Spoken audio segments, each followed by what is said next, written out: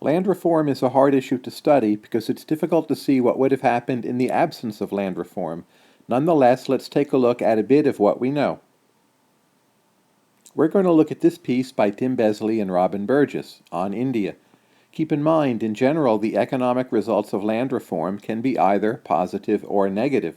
The negative scenario is pretty straightforward. If the government confiscates or somehow alters property rights and land, investors may be less willing to put resources into agricultural improvements. Security of property rights is an important precondition for economic growth. On the positive side, land reform may remedy an inequality, and it also may give people who work on the land a greater stake in agricultural productivity and thus increase their effort, because after land reform, they're not simply working for other people.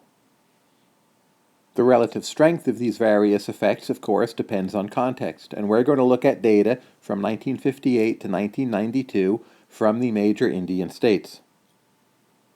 What makes the paper work is that the authors were able to compare the Indian states which had a good deal of land reform to the Indian states which did not. So, under the years of consideration, there was a lot of land reform in Kerala and Tamil Nadu, but there was not nearly as much in Rajasthan and Punjab. There were four possible types of land reform during this period. The first was reforming the terms of tenancy contracts. That is, a state government would intervene and regulate the contract, ostensibly in the interest of the tenant. For instance, this kind of regulation might have stipulated that a tenant would receive a minimum share of the output from the land. Second, another kind of land reform would abolish intermediaries. Going back to British colonial rule and also earlier, typically there were feudal lords who would own land and they would hire intermediaries to extract additional revenue from the people working the land. Most Indian states already had abolished these intermediaries before 1958, but it turns out that 5 Indian states abolished these intermediaries only after 1958. Third, another kind of land reform could put a ceiling on how much land a single landowner could hold. And finally, the fourth kind of land reform could allow for a consolidation of landholdings and in effect remove ceilings on how much land an individual landholder could hold. It's going to turn out these 4 kinds of land reform have different effects, and in general, when someone talks about land reform isn't a single thing. It can mean many different things with, of course, different economic analysis for each.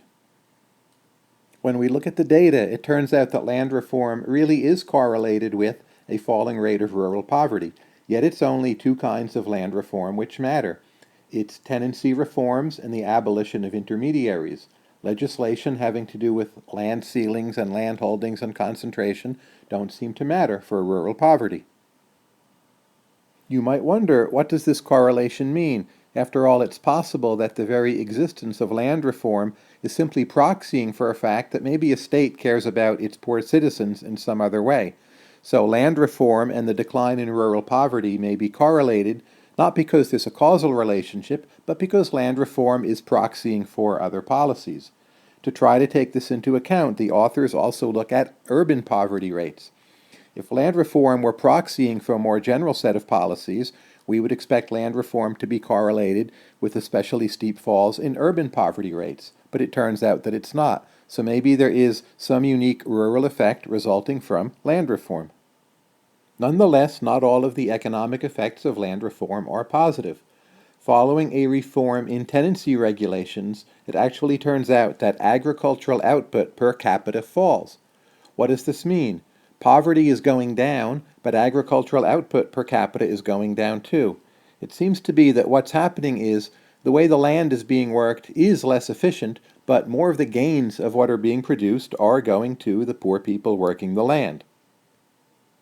In other words, there's an equity-efficiency trade-off. Land reform does seem to make matters more equitable, but it also makes agricultural production less efficient when we're talking about land reform that affects the terms of contracts with tenants. That was pretty close to our original microeconomic analysis, namely that land reform can have some negative effects, and land reform can also have some positive effects. Just to put together a few results from the paper on one slide, following some kinds of land reform, rural poverty goes down, agricultural wages go up, Rural per capita income from agriculture goes down following reforms to tenancy, and there's an equity efficiency trade-off for tenancy reform, but there's no equity efficiency trade-off for abolishing intermediaries. When you abolish intermediaries from that kind of land reform, there's no negative effect on rural per capita income from agriculture. Overall, there's a great deal which economists do not know about land reform, and land reform is very difficult to study systematically. It really does depend on context, whether the positive or the negative results will be more important. Nonetheless, this paper is at least a start on a very difficult topic.